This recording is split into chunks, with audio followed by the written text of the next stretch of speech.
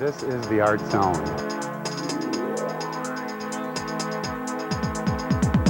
You're watching Artzone, a video document of arts and artists in the Rockford area. In this episode, we will have rooftop discussions with Patty Kim, Deborah Newton, and Joseph Zimmer. Also, Dave Cleveland takes us on a tour of art on Saturdays.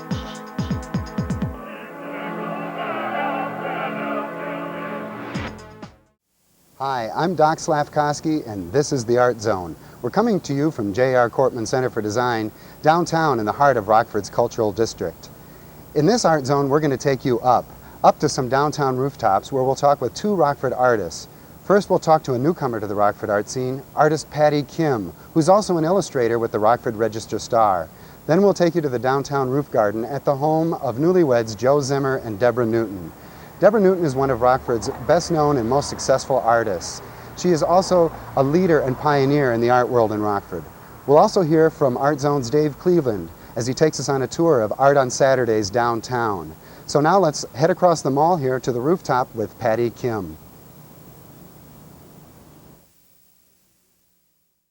We're on the rooftop of the parking deck at State and Main downtown, and we're talking with artist Patty Kim. Professionally, Patty is an illustrator for the Rockford Register Star, but we're going to talk about her work also as a fine artist, as she does a one-person show at the Kortman Gallery. Well, Patty, tell us a little bit about, first of all, about your life, where you're from and how you ended up in Rockford. Well, to start from the very beginning, I was born in Seoul, Korea, and our family moved here right after I turned 9, and I've grown up in Rochester, New York. I attended college there, and upon completing an internship at the Rochester newspaper, I accepted this position at Rockford, and I've been here 6 months, and I'm a staff artist, which means that I do anything from graphics to page designing to illustration. So yeah. It was your illustration that we saw in the Register Star that attracted us to your work, which you have a really definitive and interesting style. How do you compare your work as an illustrator with your work as a fine artist? Can you comment on that? Yeah. I mean, professionally, right now, I'm working in a field of illustration, but how I regard my work personally, I don't make such a sharp distinction. I do a lot of work that's personal. I've probably been influenced more by fine artists than illustrators. And I'm interested in pursuing both illustration as a career and also in the gallery arena. So yeah, it's not a sharp distinction with me. And what medium do you use? Do you use paint or acrylics or? I've done a variety of things. I love experimenting. When I was in college, I did a lot of oil paintings on various surfaces. I've worked on masonite, canvas, and I'll go through phases where, I'll try something and like it and turn out a bunch of paintings in that and then just move on, just to explore something different and try a different surface. Right now I'm doing a lot of pieces in pastel, which is really interesting. Yeah, I don't like to get too stuck on one medium. I've done things that are mixed mediums, and it keeps the work fresh that way, I think. And for me, it keeps me from getting bored. So, your education is in art. Is that correct? Yes, it is. How do you attribute your work, the success of your work, to your education? How much did you rely on your education, or did you feel, was there like a kind of a natural talent? I guess what I'm saying is, when you were a little kid, were you painting and drawing things and then? Well, yeah. I guess it wasn't until until I would say the last 2 years of my college that I realized you could actually make money at doing art. But all my life I've been doodling. I actually stumbled into illustration by accident, in a way. In fact, I have these scribbles from when I was very young, in my mother's Bible of all places. When she was in church, I'd just be drawing away and writing little stories and illustrating them that way. And and I drew throughout school, grade school. It was just something that I did to entertain myself, and then and then in college is where I think I did a great amount of work, and it just solidified my love for art. College was a big part of my education, although I do have to say that I've always been conscious not to rely on it as a crutch. I would certainly not want to go back to school because I didn't know what to do with myself.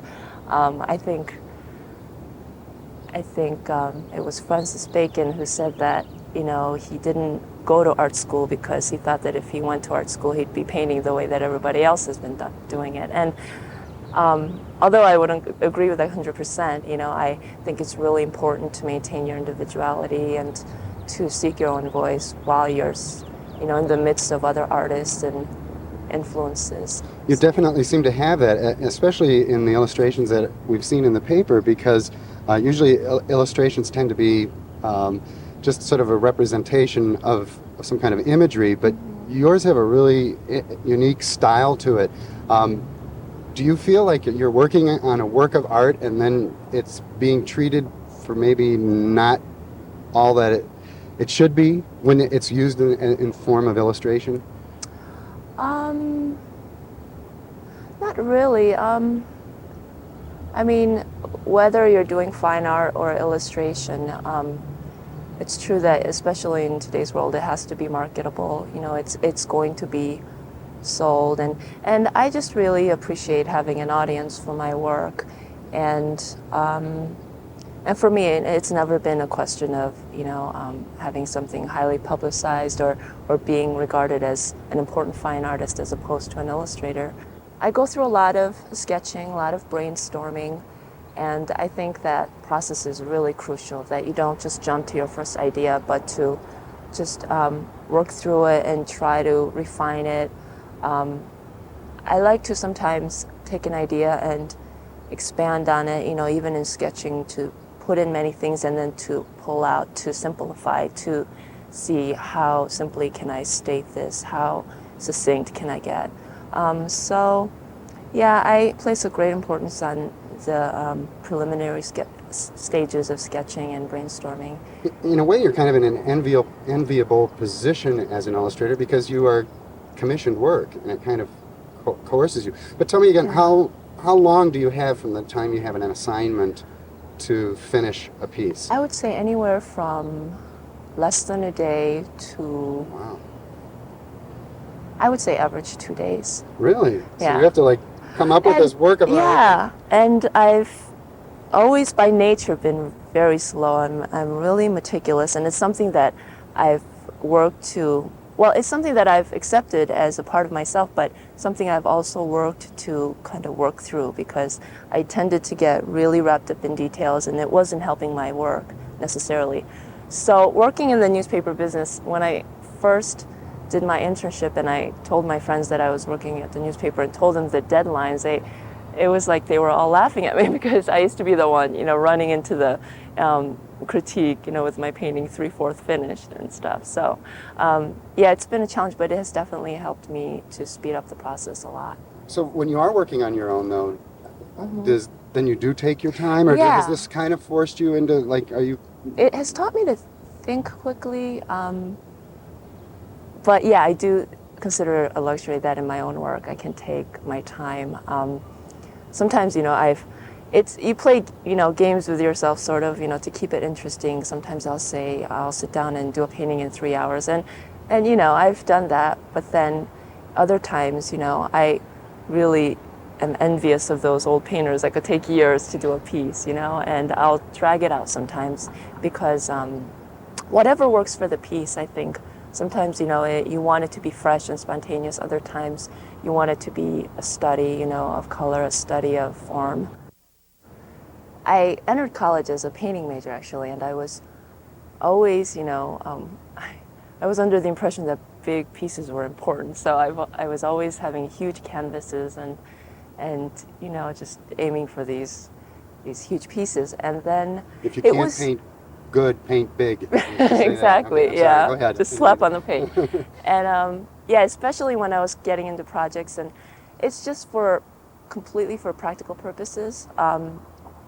In illustration especially, you do a lot of reproductions, you do a lot of printing, and most copiers are 11 by 17, and really it's just economical. You're not too rich in college and you don't want to spend a lot of money. So yeah, that was the original reason. But now that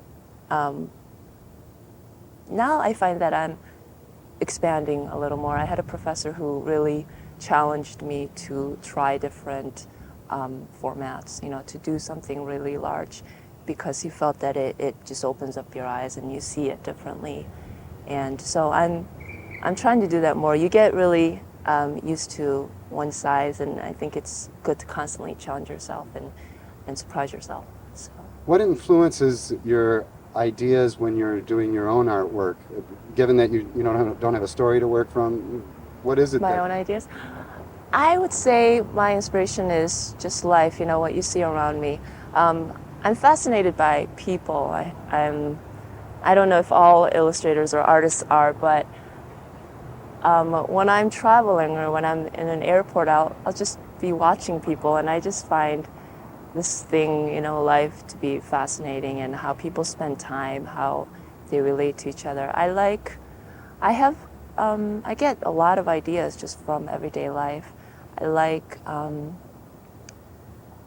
sometimes to zero in on a specific place and time, whether it be a town like Rockford or, a city like New York City or something like that, and to create a piece of work that would communicate what that city is about. This is your first one-person show, is that correct? Yes, it is. How do you want people to react to it? What's your feeling about showing your work now? And also, you're in a strange city, so you're not going to be surrounded by a lot of people that know you, Right. and so your work is going to be really fresh. But you're also going to be showing it to a lot of people who are unfamiliar with your work. What would you like them to feel? I think that's freed me up a lot, actually. The fact that I am displaced, from my roots, and I'm in a place where I'm not surrounded by, my peers or teachers or people like that. And I don't ask that people embrace my work or fall in love with it, or I just hope that there is a reaction, whether it be positive or negative. I think that's the most important thing, that it, touches people's senses, that it helps them look at life differently. I've always felt that the art should be able to stand on its own and to communicate its message on its own. And I'm really interested in seeing what people make of these illustrations, what stories they derive from it, or what feelings, because I find that, that different people, depending on who they are, get different things from your work, and that's interesting. So, yeah, I'm not too afraid of criticism or anything like that. I would just like a strong reaction of any sort. This is Dave Cleveland for the Artzone.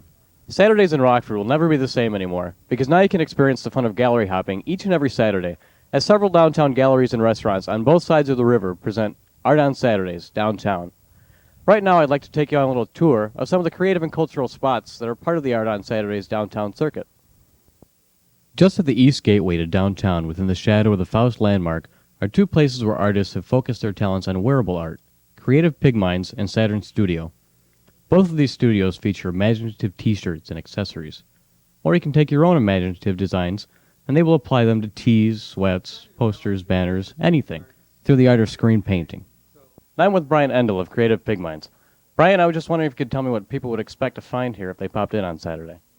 Well, we're a t-shirt store, so of course you can find t-shirts. We have sweatshirts, a lot of Rockford-related designs. We do like different downtown identity, high profile, like the News Tower symbol, the Rockman t-shirts, things like that.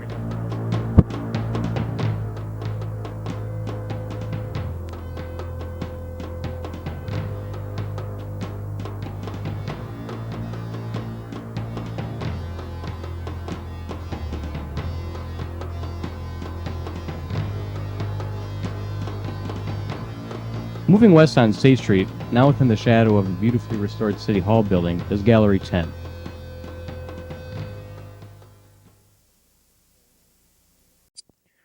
Well, we've had a nice walk down to Gallery 10 now, and I'm with Charlene Berg, and I was hoping that, Charlene, maybe you could tell me what Gallery 10 is all about. Yes, thank you, Dave. Gallery 10 has been in business about 10 years in downtown Rockford, and we represent local, regional, and national artists and a broad range of really fine art and craft in the community. And I think people, once they finally discover us, are pleasantly surprised about the broad price range of things that we have in the gallery.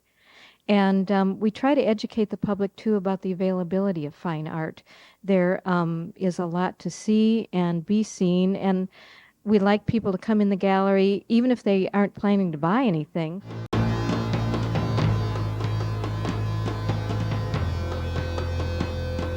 Right next door is Gallery 451, which is not only a gallery space, but also functions as an alternative performance art space.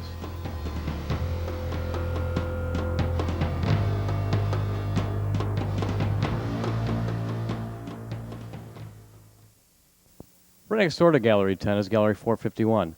I'm here right now with John Lamar, one of the owners. And John, I was hoping that you could just give us a quick synopsis of what Gallery 451 has to offer. Well, Gallery 451 is Fahrenheit 451, so it's based on the idea of non-censorship. We're an alternative gallery that searches for, artists who are there who have established themselves, as well as new up-and-coming artists and art forms as well. And that's what we're looking for, and that's what we display and show throughout the year.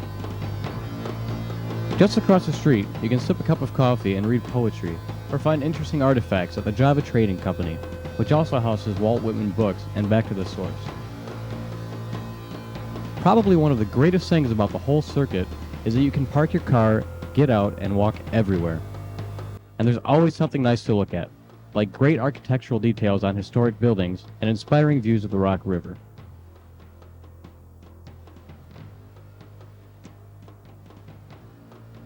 On the west side, in the State and Main area, there's Village Gallery in Stewart Square, which utilizes the wall space of the common areas to show a variety of styles of art.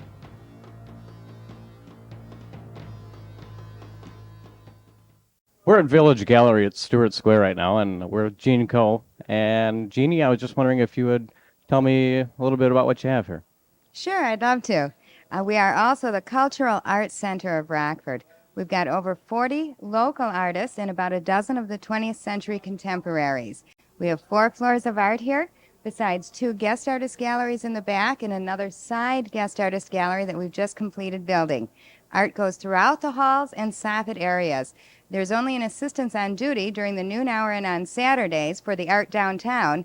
And otherwise, it's a browse and choose at your leisure type of art program. In the North Main Mall is New American Theater, which most often has Saturday matinees throughout their season.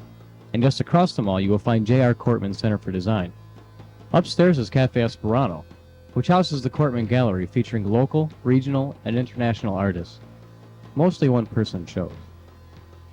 Here you can sip a cappuccino or even a cocktail surrounded by art. Now let's head north to the Museum District.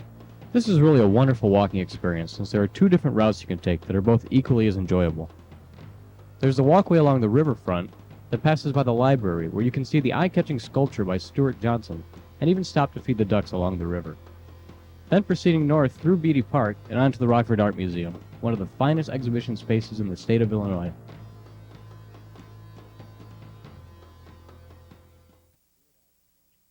I'm here with Scott Snyder, acting curator of exhibitions at the Rockford Art Museum.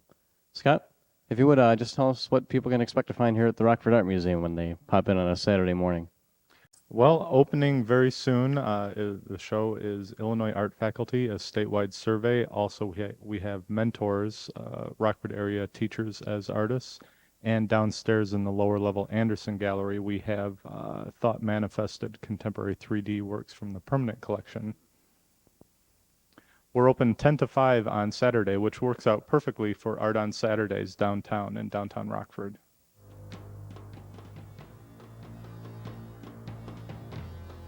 Just 1 block west and 1 block north from the Rockford Art Museum is Etches in Ebony Gallery on North Church Street.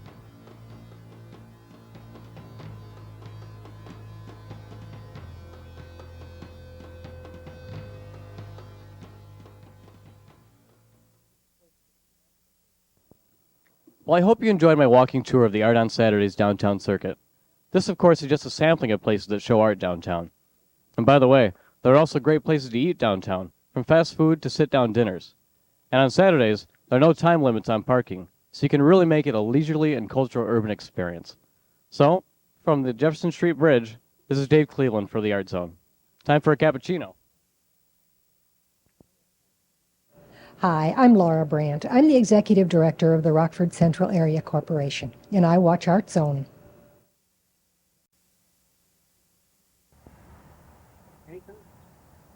Anytime? I'm ready. Okay. Okay, we're at 317 Market Street, and we're talking with newlyweds, Deborah Newton and Joe Zimmer, and we're from sort of kind of a private area of 317 Market Street. This is your roof garden, and the public is not generally usually up here, but I guess what I would like to ask you is, can you give us a little bit of the story of 317 Market Street? I know you probably told it a lot, but I think a lot of people would really like to know how the whole thing came about.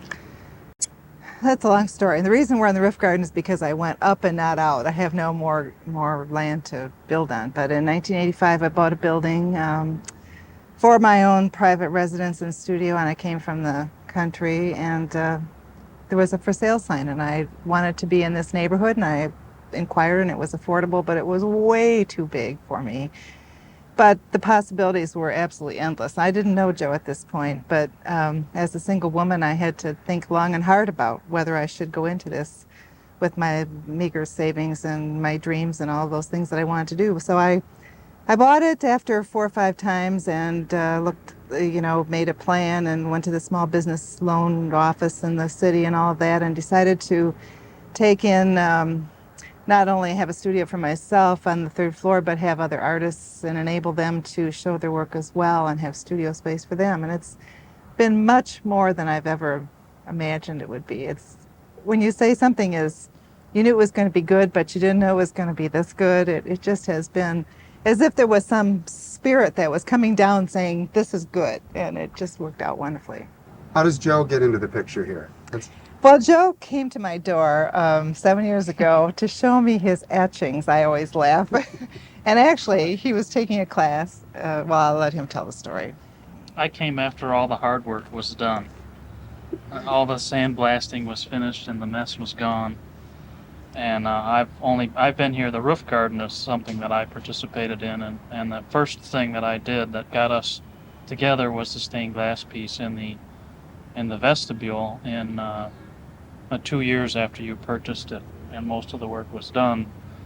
But I came to Deb to actually have a stained glass piece made, and I wanted it to be large enough to be noticeable wherever it was installed.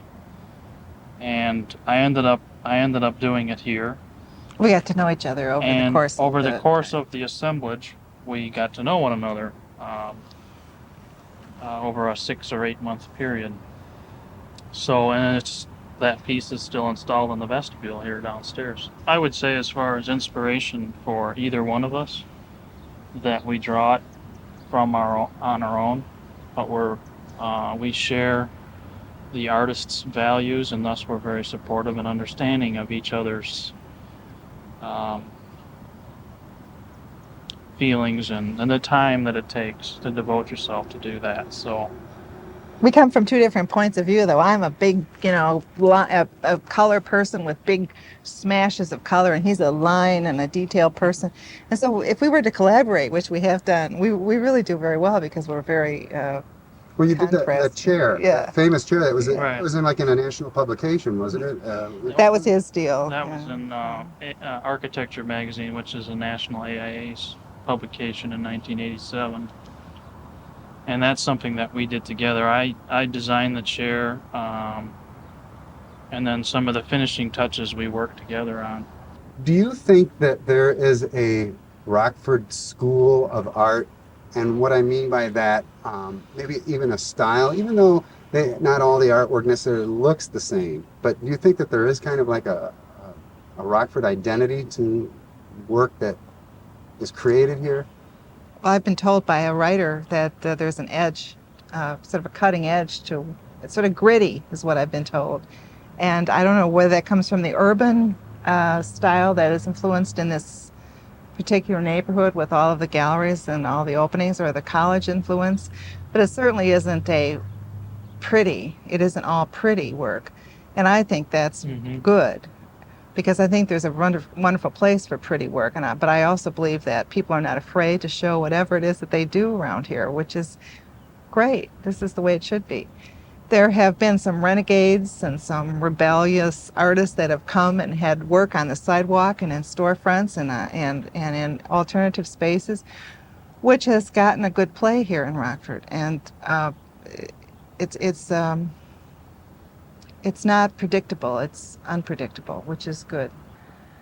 What about living in a loft, though? What's the experience like? I mean, obviously, like you said, you came from the east side. You probably both grew up in more of a suburban environment, and you're both adults. Switching, usually it's the opposite. Younger people live in lofts and then move to the suburbs, and you guys are from the suburbs moving into the city. And what is it like? Is it fun? You want to ask him first. Very spacious. As a matter of fact, whenever I go into a suburban home now, I feel like the ceiling is falling on my head. But I always wanted to live in a place other than a typical home, and I still even have interest, we both do, in turning something into a living space that wasn't ever meant for that. Anywhere from a gas station to a firehouse to a garage. We have all the privacy of home. We have our own piece of the sky here, and I'd never go back to a regular house. I don't care if I was 85, you're going to have to. I've got an elevator. Who could have an elevator, for heaven's sakes, in a building? Who could never afford something like that? So it's great. What about both of you? How do you view yourself in the art world in Rockford? What do you think of it as your position? And don't be humble. Just tell us really. Well, how do you think? Do you think you've had a lot of influence on the art world in Rockford? Well, I think the art world in Rockford has really come into its own, and I'd like to say that I had a part in that. I really think that the last 10 years have seen the arts on the map in Rockford. I really think that has happened, and I don't take full credit for that. I take credit for the fact that there was some forums that were started in this neighborhood. And there is so much wonderful talent in just this neighborhood, in the downtown area, that's coming to be. And people are hearing about it in Madison and Chicago and LA and Milwaukee, and they're coming for these openings. And I really think that artists have to put their work out there. And if they don't have a forum, they can't put it out there. And if they don't have respect from their peers, and people are buying art in Rockford. They're not buying it as much as we would like, but they are buying it. And there are some of us that are really making a living at, selling their fine art in Rockford. And we're real pleased with that. And it doesn't just happen in New York and Chicago. Well, thanks for watching the Art Zone. We hope you enjoyed the show. We'd also like to thank everyone who appeared on the show. If you have any questions or comments, give us a call at 968-0123 or stop in and see us at 107 North Main at J.R. Kortman Center for Design. Also, remember Art on Saturdays downtown. A lot of galleries are open, so come on down and enjoy the art. Once again, thanks for watching the Art Zone. This is the Art Zone.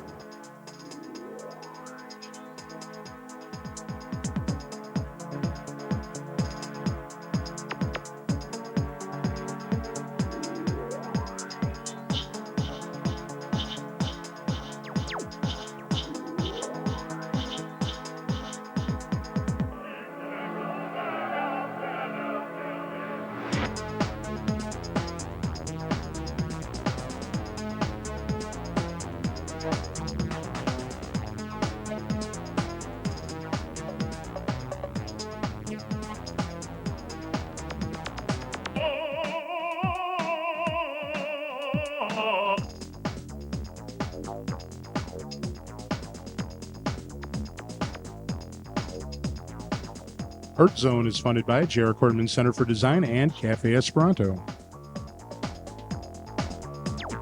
This is the Art Zone. This is the Art Zone.